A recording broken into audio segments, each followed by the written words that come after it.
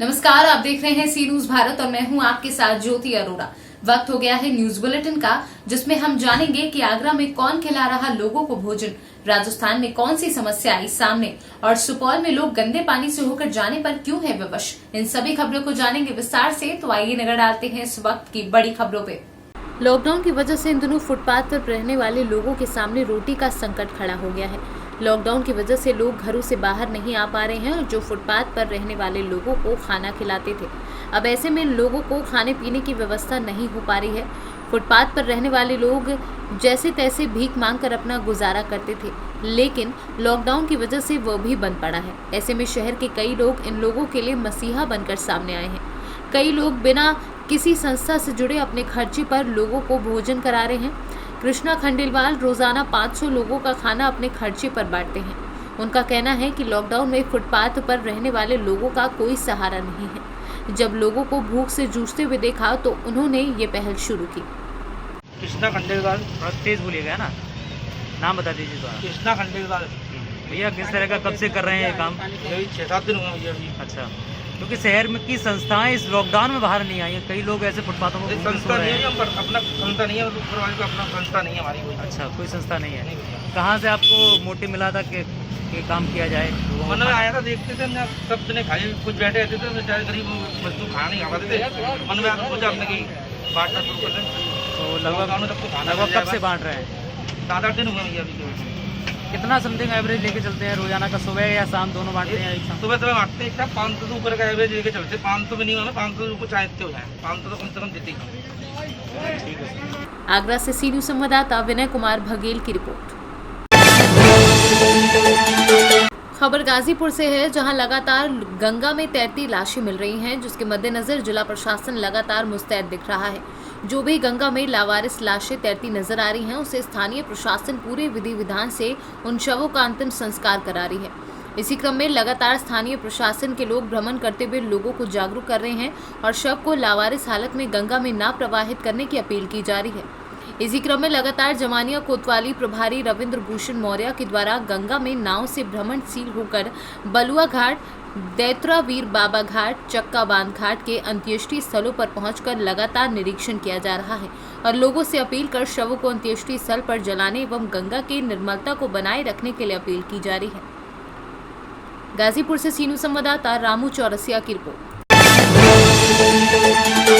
घाटोल में आज सुबह सुथार वार्ड मोहल्ले से गुजर रहे लखीरिया रोड पर आरा मशीन के समीप एक पीपल के वृक्ष से उसकी शाखा गिर गई और पेड़ में ही अटक गई, जबकि उसके नीचे से विद्युत विभाग की लाइन जा रही।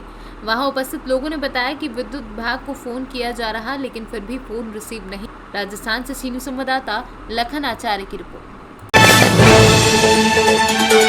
प्रखंड क्षेत्र के गांव मथुरा में निषाद चौक वार्ड नंबर 3 एवं वार्ड नंबर 4 में पंचायत प्रतिनिधियों द्वारा कई बार जल जमाव की स्थिति का निदान करने हेतु कोशिश की गई, लेकिन बरसों से ग्रामीण जनता कचरे भरे पानी में स्कूली बच्चे से लेकर वृद्ध लोगों एवं महिलाएं इस गंदे पानी को होकर सब्जी दुकान, दूध इत्यादि सामान्य अन्य कार्य हेतु चलने को विवश है। एक और जहां बरसों से लिखित रूप में आवेदन प्रखंड विकास पदाधिकारियों एवं पंचायत प्रतिनिधियों को दिया गया, तो अभी तक जल जमाव के निदान हेतु कोई ठोस उपाय नहीं कर पाए। सुपौल से सी न्यूज संवाददाता ब्रह्मदेव कुमार की रिपोर्ट। जनपद अंबेडकर नगर में थाना कोतवाली जलालपुर अंतर्गत ताड़ी पीने के विवाद को लेकर हुई युवक की हत्या में पुलिस ने 4 नफर अभियुक्तों को गिरफ्तार कर लिया है।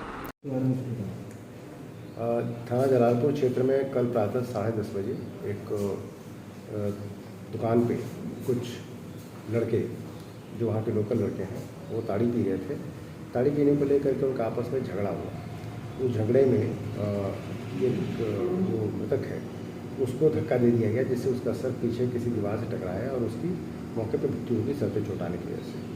घटना की सूचना पर पुलिस तत्काल मौके पर पहुंची और उसने जो भी वहाँ अभियुक्त थे 4 चारों को गिरफ्तार कर लिया। शव को कब्जे में लेकर के उसको पोस्टमार्टम कराया, जिसमें उसमें एंटीमार्टम हेड इंजरी एक आई है जो सर पर चोट लगने के कारण हुई है। चारों व्यक्तियों को गिरफ्तार कर लिया गया है। मृतक के परिवारजनों से तहरीर प्राप्त करके मुकदमा कायम करके उसमें विधिक कार्रवाई की जा रही है। अभियुक्तों को जेल भेजा जा रहा है और उसमें अगली कार्रवाई की जाएगी। Thank you. अंबेडकर नगर से सी न्यूज संवाददाता अजय कुमार उपाध्याय की रिपोर्ट। आज जानकारी प्राप्त हुई कि थाना क्षेत्र रुदौली में स्थित रघुनाथपुर में एक परिवार के कुछ सदस्य दहेज हत्या के अपराध में जेल में है। घर पर एक नाबालिग भाई उम्र 15 वर्षीय व बहन 13 वर्षीय ही मौजूद है। पिता का स्वर्गवास गांव में पूर्व में हो चुका है। कोरोना काल में भोजन की व्यवस्था होना संभव नहीं हो पा रहा है। काफी परेशानी का सामना करना पड़ रहा है। बच्चों की देखरेख के लिए बड़ी बहन अपना परिवार छोड़कर रह रही है। परिवार के 5 सदस्यों की भोजन की व्यवस्था नहीं हो पा रही है। इस सूचना पर प्रभारी निरीक्षक घर पर जाकर जानकारी प्राप्त की तथा इसकी सूचना उच्च अधिकारी गढ़ को दी। वहीं पुलिस अधीक्षक बस्ती आशीष श्रीवास्तव के आदेश के क्रम में अपर पुलिस अधीक्षक बस्ती दीपेंद्र नाथ चौधरी के पर्यवेक्षण में क्षेत्राधिकारी रुदौली धनंजय सिंह कुशवाहा के कुशल निर्देशन में प्रभारी निरीक्षक शिवकांत मिश्रा थाना रुदौली पुलिस परिवार की तरफ से 50 किलो चावल, 50 किलो गेहूं व अन्य राशन की सामग्री वितरित की। बस्ती से सीनियर संवाददाता प्रवीण दत्त। चतरा नगर परिषद के द्वारा नगर परिषद क्षेत्र में कूड़ा उठाव के लिए 10 कूड़ा वाहन खरीदे गए, जिसका शुभारंभ मंत्री सत्यानंद भोक्ता एवं नगर अध्यक्ष गुंजा देवी, युवा उपाध्यक्ष सुदेश कुमार उर्फ फंटूश ने हरी झंडी दिखाकर रवाना किया। इस कूड़ा गाड़ी से नगर परिषद क्षेत्र के 22 वार्डों में डोर टू डोर कूड़ा लेने का कार्य किया जाएगा। ये शहर की साफ सफाई के लिए इस गाड़ी की अहम भूमिका होगी। चतरा से सीनियर संवाददाता शाफाद अली की रिपोर्ट। थाना मितौली क्षेत्र अंतर्गत ग्राम झापुर के पास खेत में एक अज्ञात शव बरामद हुआ। शव की शिनाख्त प्रहलाद पुत्र राम निवास निवासी अवधपुर थाना मितौली जनपद खीरी के रूप में हुई। मृतक के भाई महेंद्र पुत्र राम निवास की तहरीर के आधार पर थाना मितौली पर सुसंगत धाराओं में अभियोग पंजीकृत किया गया। वहीं पुलिस ने हत्या का सफल अनावरण किया और सभी अभियुक्तों को गिरफ्तार कर लिया। दिनांक 8 मई को थाना मितौली क्षेत्र अंतर्गत झापुर के पास प्रहलाद नाम के एक व्यक्ति का शव खेत से बरामद हुआ था, जिस पर तत्समय सुसंगत धाराओं में थाना मितौली में अभियोग पंजीकृत कर विवेचना शुरू की गई थी। विवेचना के दौरान यह प्रकाश में आया कि मृतक की पत्नी किस्मती द्वारा अपने प्रेमी इंद्रपाल और इंद्रपाल के भांजे अनुज के साथ योजना बनाकर अपने पति प्रहलाद की हत्या कराकर शव को खेत में डाल दिया था। किस्मती देवी को पुलिस के द्वारा 13 मई को गिरफ्तार करके न्यायिक अभिरक्षा में भेजा जा चुका है। शेष 2 अभियुक्तों को आज गिरफ्तार किया गया और उनको भी माननीय न्यायालय के समक्ष प्रस्तुत किया जा रहा है। लखीमपुर से सीनियर संवाददाता बलवीर सिंह की रिपोर्ट। पुलिस अधीक्षक खीरी विजय ढुल के निर्देशन व अपर पुलिस अधीक्षक के निकट पर्यवेक्षण में विगत 24 घंटों में जनपद के विभिन्न थानों द्वारा अवैध शराब के निर्माण, बिक्री एवं निष्कर्षण की रोकथाम हेतु वृहद स्तर पर सघन अभियान चलाया गया। अभियान के दौरान जनपद के विभिन्न थानों द्वारा कार्यवाही करते हुए 40 अभियुक्तों को गिरफ्तार कर आबकारी अधिनियम के तहत 40 अभियोग पंजीकृत किए गए हैं। जनपद खीरी में लगातार अवैध शराब के निष्कर्षण और बिक्री के विरुद्ध पुलिस के द्वारा अभियान चलाया जा रहा है। इसी क्रम में पिछले 24 घंटे में 40 अभियोग पंजीकृत किए गए हैं, जहां 40 व्यक्तियों को गिरफ्तार किया गया है।